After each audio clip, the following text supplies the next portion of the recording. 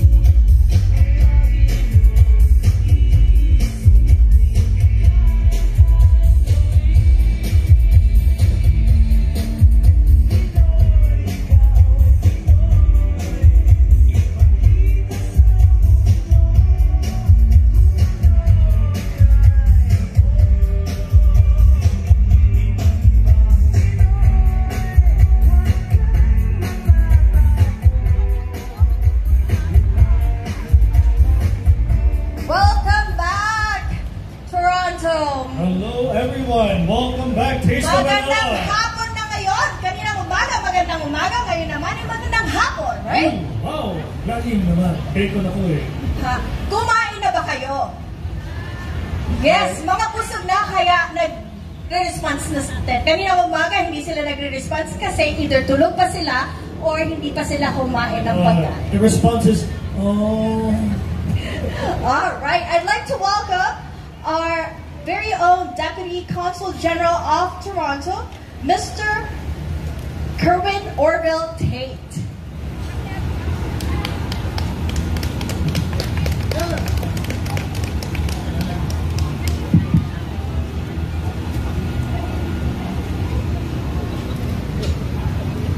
Good afternoon, magandang hapon po sa inyong lahat.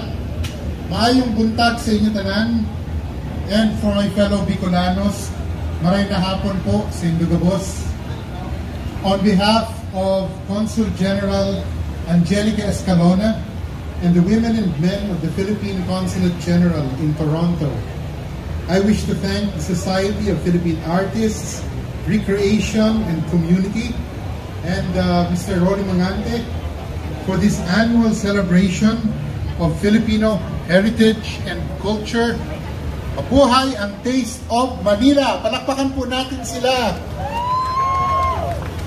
This is especially important as this year marks the 75th anniversary of the establishment of diplomatic relations between the Philippines and Canada.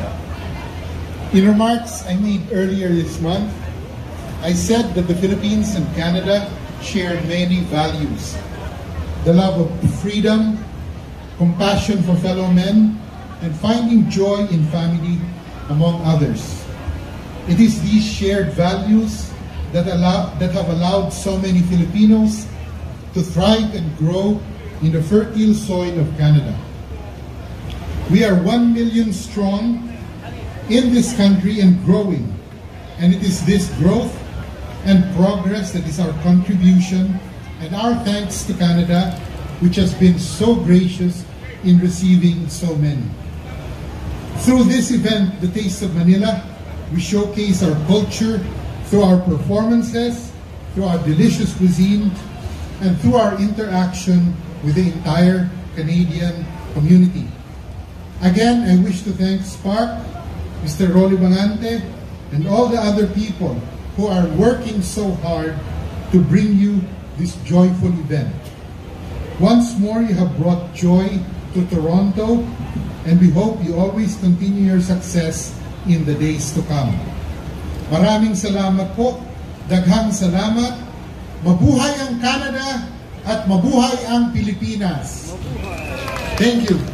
Alright, magandang umaga po. In behalf of the Taste of Manila Corporation, I would like to acknowledge to every one of you. So, to your support since 2014 and until now, you are here. You are here. And I would like to acknowledge also, kung wala po ang organizer din, hindi po tayo magiging masaya. Ang Spark organization po, nandito po, headed by Executive Director of Spark, Mr. Danny Baloyot, the Executive Park, and also the member of the Spark officers and volunteers. Nandito po. Please come over, Mr. Danny. Thank you everyone sa pagsuporta sa Taste of Manila. Kahit umulan kahapon, hindi nyo kami iniwanan. Ulan lang yon, Pilipino tayo. So, again, ngayon, mamaya daw papalik pa ulit yung sila Yorme at sila Bubay. Together with Ruth and Gutierrez. Thank you.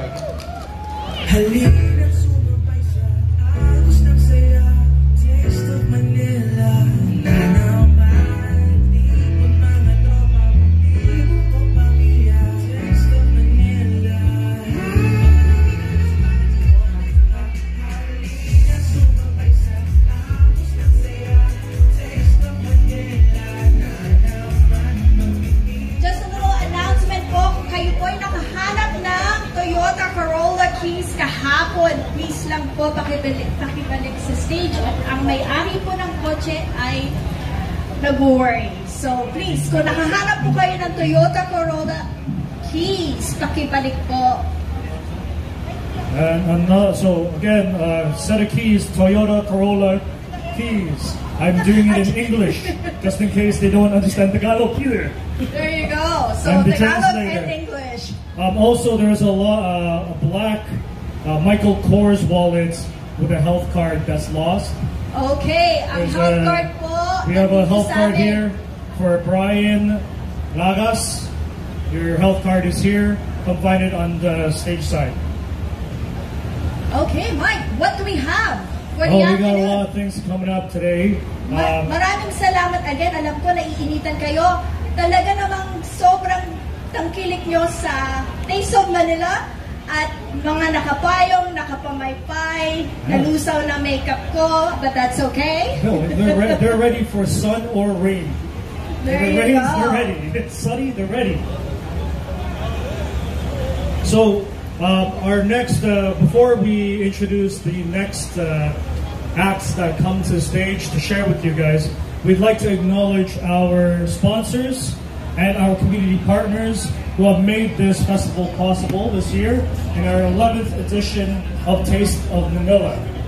Scotiabank, GMA Pinoy TV, Sparkle GMA Artist Center, RLC Residences, Jollibee, OLG, FB Foods, Remax, Gemma and Ace Realty Team, Trans-Asian Travel and Tours, Eva Air, Leiden Non-Emergency Patient Transportation, Sir Fred Cuisine, Republica Resto Bar and Grill, Abalen, Wilson's House of Lechon, Rose Annie Mortgage, SMDC, UMAC Toronto, The Design Proposal, City Light Realty Brokerage Lita Mendigoria and Tim Throwbridge, Herb's Kitchenette, Bitsify and Puxify.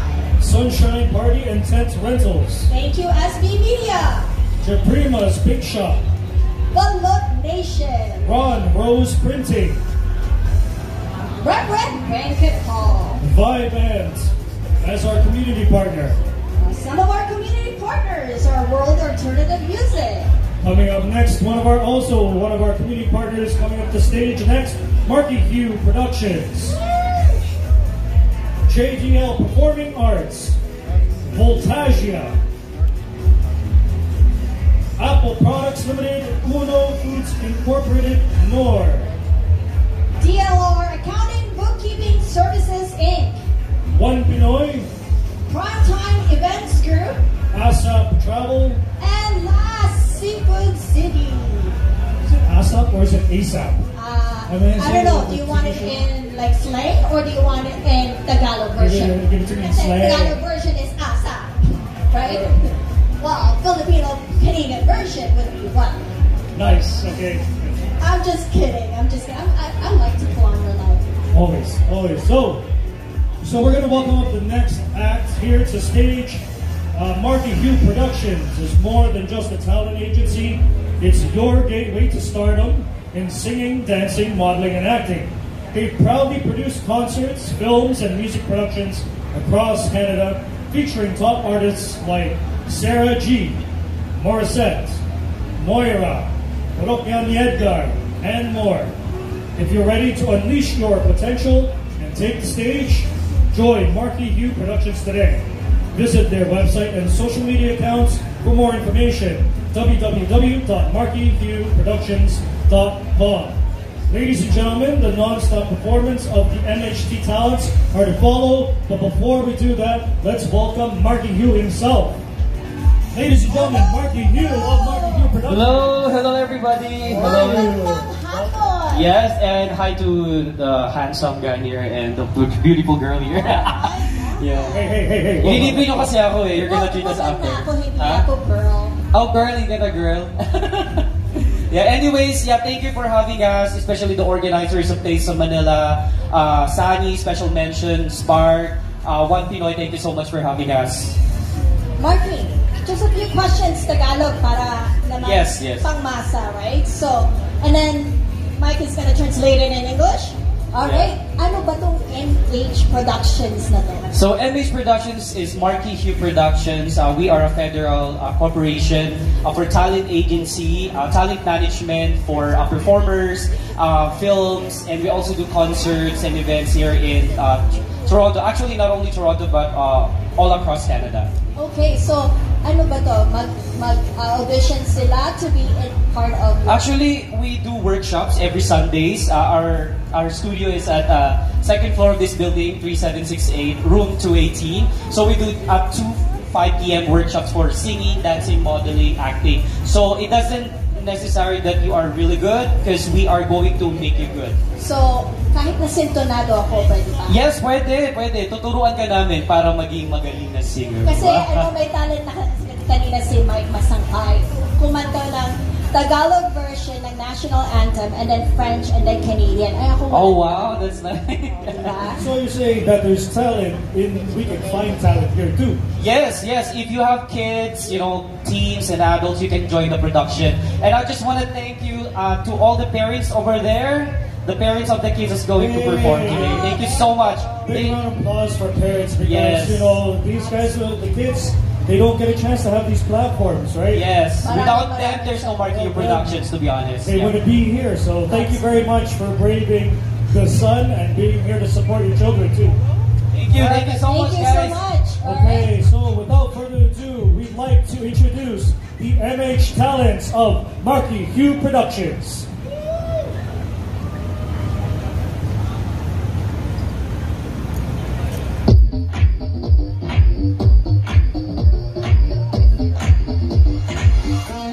I can delete it.